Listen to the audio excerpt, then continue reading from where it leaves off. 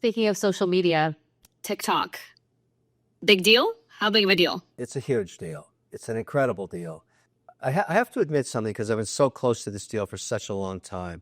I'm really impressed with the price. When we were trying to syndicate a deal that we thought would be a forced closure by the end of January this year, we were thinking, give or take 20 billion. 14 is outstanding.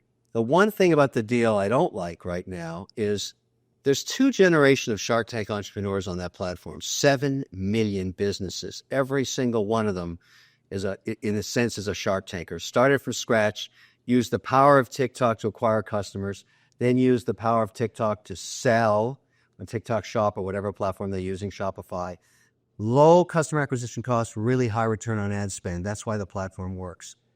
Why not give them an opportunity through the Jobs Act for them to invest alongside this syndicate so they can get a piece of this deal as it gets turned into an American platform? I'm a big advocate for that. So let's say carve out 500 to $1 billion of the $14 million purchase price and let them buy that. And under the same terms that everybody else is coming in at.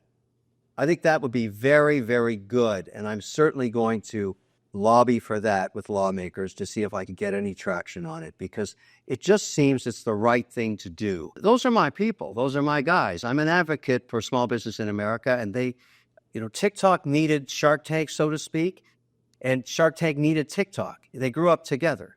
And I really want to see those Shark Tankers get a piece of the deal, even if it's only a couple $1,000. The Jobs Act provides for that. There's a way to do it. And I would really urge the president, when I get my chance to talk about it, to consider that. Plenty of buyers, but no sellers. But Trump convinced Xi to come into the circle of friendship in U.S. trade negotiations. That was brilliant. Now Xi's a seller, and there's lots of buyers. And the only thing we know for sure is Oracle's on the cap table, and we'll see who else ends up there.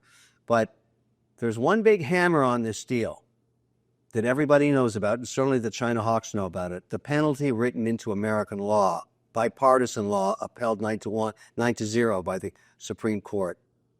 The penalty is $5,000 per day on every account that's offside if this law is not abided by the American owners. So that's about $850 billion.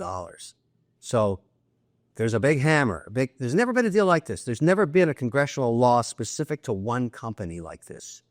Think about that.